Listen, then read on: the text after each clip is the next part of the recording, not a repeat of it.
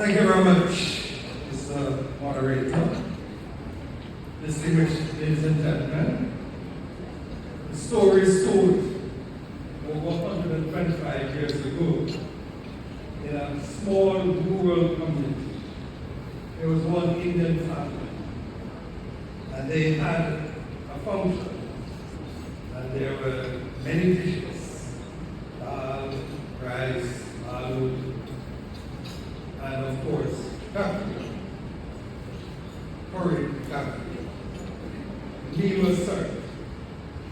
A week later, the neighbor, not of Indian origin, was having their own festivities, and they invited the gentleman from next door to cook the food for them. And that's the start of curry food in Jamaica. I do not hold the patent on that story. Culture is a way of life. It's how you live and how you present yourself. And today, as we gather to discuss this, we have to look, we have to set the stage for how is it that after so many years, we have been able to maintain and develop on the culture that in my case, my great-grandfather was brought to Jamaica. The stage is set just after the abolition of the transatlantic trade in enslaved Africans had ended. And there were shortage of laborers in the agriculture industry. So the colonial masters moved into one of their colonies, India, to recruit laborers, and especially from northern India. And there started the trans-ocean trade in indentured laborers. So that trade, because they were told that they're buying new water, you can make money, you can, in some cases, as my great-grandfather said, you could pick money off. So it was, it was a system of trade. But one important thing that happened in this case that did not happen before was that most of them could speak the same dialect. So they could interact with each other. And you'll find that this is how, by gathering groups and maintaining the franchise system that existed, and maintaining the family gathering that existed, and by now everybody were related. All the people that came on the ship became brothers and sisters. So you had one big family living in the barracks. And in the afternoons, they would sit down, they would share a meal, and they would discuss. And I will just refer to three persons. Two of them I know. One I heard about. The first one was a man named Byron. He died in 1965. He was living with my Aja, my grandfather. And he introduced to the community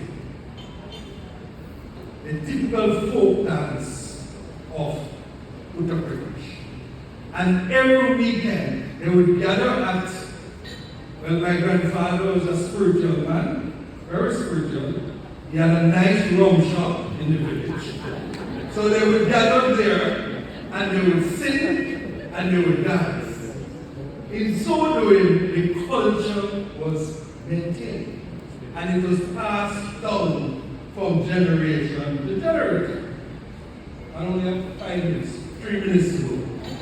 The second person I tell you about is my Nana's father, Barrett. He was living in Clarendon.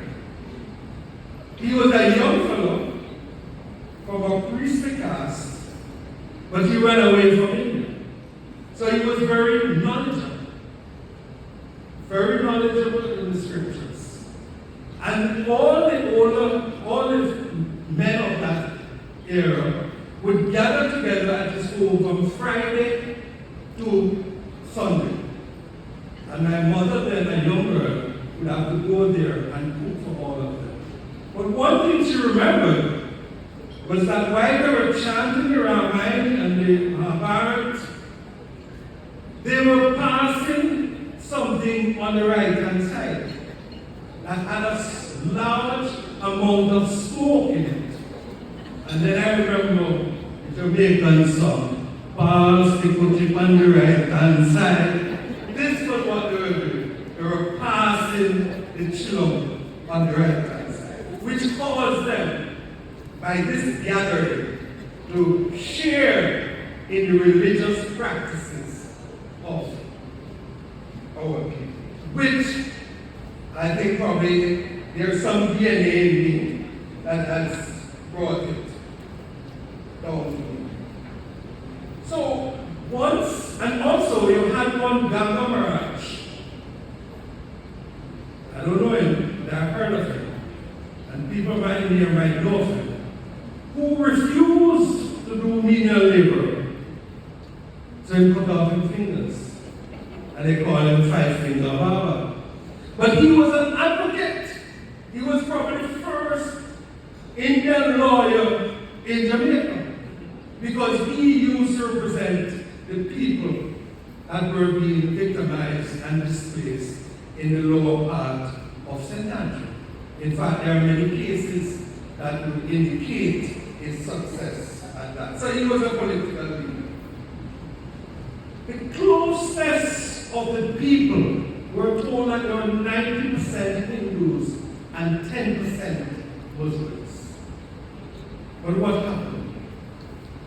Because of the closeness, the Usse festival, a Muslim festival, was practiced by Hindus. Even today, it's still being practiced by Hindus. It's now a Jamaican culture item. So you see, there was no formal way of passing the culture down. But just when they were passing the culture on the left-hand side, they were passing the culture from one generation to another generation further. Family traditions is very strong. And until recently, and when I mean recently, that was when I was a child. That's very recent. The extended family was the living conditions of the Indian people, especially with the men. The women had to marry and go elsewhere. But the men, there was always somewhere for the man to bring the son, to bring his wife, and the extended family was there.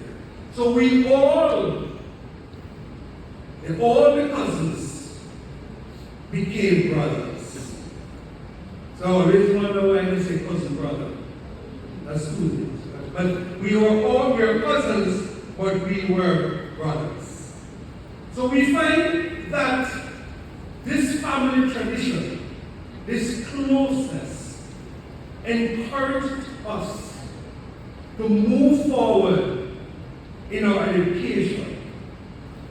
Because as my dad told me, you must be one step better than me.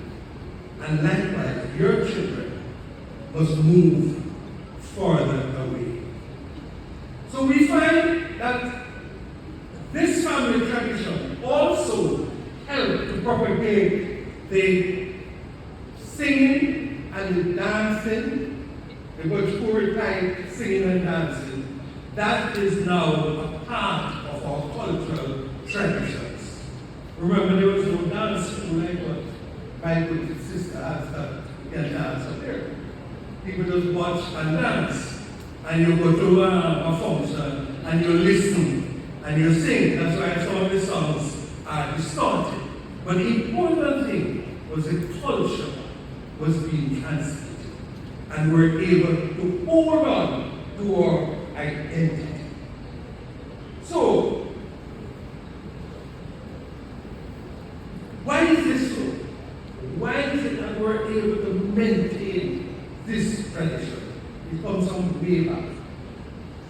containers where the information was passed down, not by writing, but by communicating, oral communications, and people learn that way.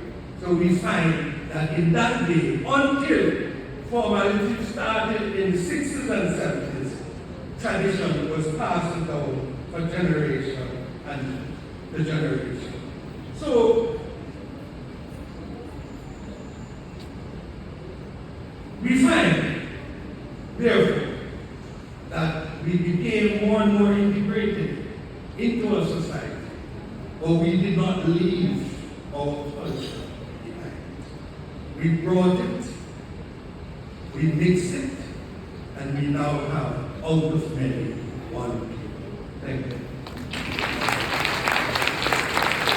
Thank you so much.